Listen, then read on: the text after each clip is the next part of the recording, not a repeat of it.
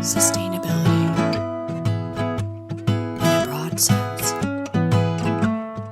嗨，大家好，今天是我们在这里生活的第6天呢。今天我们做了一个重要的决定，也做了一个重要的改变，那就是脱离一些东西。我们早上拆了帐篷，然后又搭了一个住所。原因有2点，一点就是我们这段时间在帐篷里面一直睡在地上，也不觉得是特别的舒服。我们这个床呢是离地的，所以说呢睡着应该会比帐篷舒服的。然后我们这里还可以通风。第二个原因呢，就是我们觉得这段时间我们太过于享受了，然后总觉得自己太懒散了，因为我们心里是觉得我不用做什么，我手里还有很多物资，我不用担心呀，不用去想太多呀，所以说导致我们这几天也没有做什么自己觉得比较有趣的事情。我现在要把我们觉得不必要用的东西全部都运出去，比如说这个渔网，还有大米，还有这些气儿罐，还有这个卡式炉。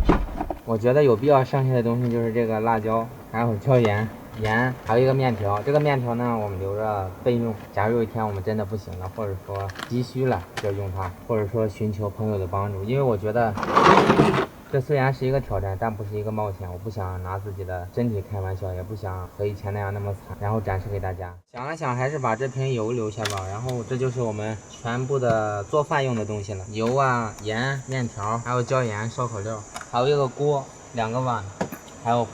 有了这些，我们2个基础的生活保障还是有的。但是呢，如果说想每天都生活得很好，吃饱，那就需要我们2个好好努力了。这就是我们基础的生存工具，刀子、鱼钩。之所以留鱼钩，我是觉得如果我们潜水的话，在那里简单的钓鱼，然后再拍下水下，那种感觉非常棒。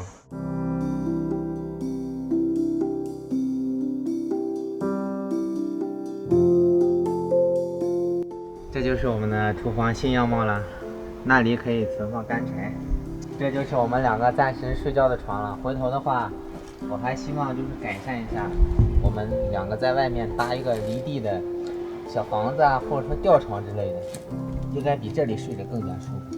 这是我们的衣服、设备还有充电装备。把衣服换了，开始努力了。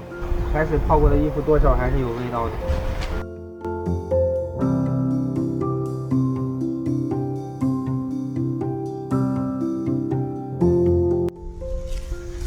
这里太多的垃圾了，我都感觉我们2个是在荒岛拾荒呢。这些干柴都要装起来，以防止这个地方要下雨的话，我们有储备。好多木头。刚刚收集了这么多的水，也就够我们用1天多的吧，然后还有一点柴。这个沙滩上的水几乎都被我收集完了。我想接下来我还得去努力探索，看一下能不能找到淡水坑啊以及泉水啊，要不然我们真的寻求帮助了。在这里生活呢就是折腾，越折腾的话就会觉得过得越充实。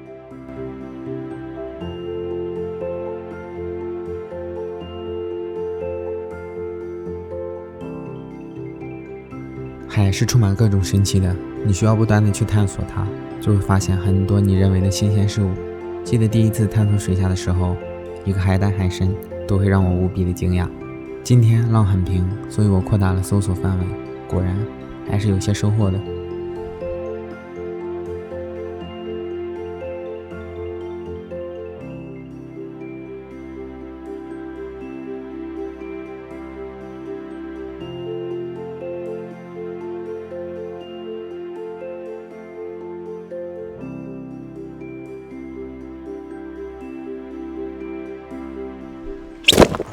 这是我刚刚潜水找的东西，有佛手螺，还有鲍鱼哦，还有这种螺，还有这种螺。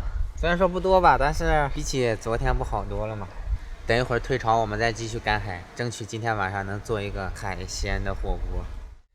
我要制作个鱼叉，等到退潮的时候叉鱼叉螃蟹。个人感觉，你要把鱼叉制作好的话，效率是非常高的，因为我曾经用它叉过很多的螃蟹，还有鱼。一定要拿火烤一下，来增加它的硬度。一个结实的鱼叉就这样做好了。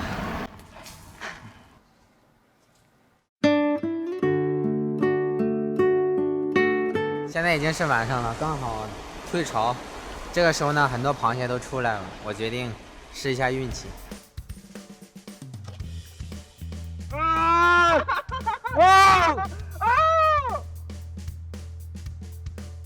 一条八爪鱼！哇！这个东西它还在里面蠕动呢。哇！它看起来很怕灯光，而且它的身子上面有刺啊！刚刚小刘就被扎到，然后特别的疼。可能这条八爪鱼就像我们的幸运星。接下来我们发现了很多的螃蟹，也顺利的插到了一部分。当然，这不是神枪，没有百发百中。出来了，出来了！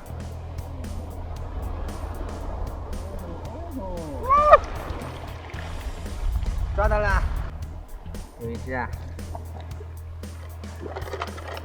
你看，这一个毛眼螺还在这里吸着呢。进去了，还不小呢，是吧？哇，这就是我们两个今天的收获，现在就把它们煮了。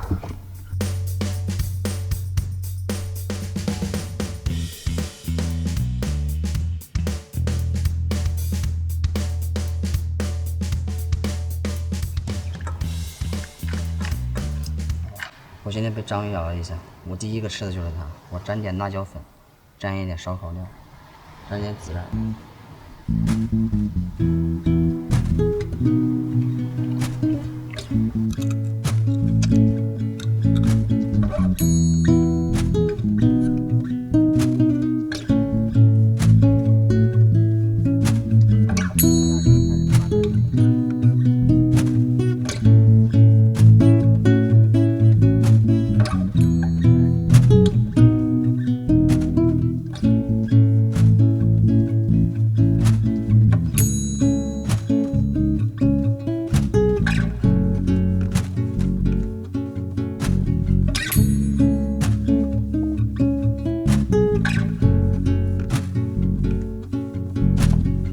确实是非常充实的一天。今天呢，证明了一点，就是我们的努力没有白费。通过努力，我们获得了自己动手得来的最舒适的住所。当然呢，希望接下来以后我们可以继续的去把住所完善。然后今天我们自己赶海呢，也获得了一个不错的效果，可能是这些天来食物啊，不说最好的，但是是最丰盛的一天了。味道可能没有前2天好吃，因为呢，今天全都是螃蟹、海螺，所以说明天想想办法去能不能在这里捕获一些鱼。这样的话，我们要自己不管是烧烤的话，还是清炖的话，都是非常棒的。也希望明天能够把淡水解决一下，也是我对接下来的一个期待。刚刚小新不说，我都不知道自己在岛上是越来越黑了。我就用了一点仙人掌，给自己敷一下面膜。我自己觉得这个仙人掌是很有水分的。睡觉。哇，我感觉敷在脸上好舒服，有好多的水分在脸上，挺滑的。但是我真的很累，我也发现自己特别黑，我要睡觉了。明天见。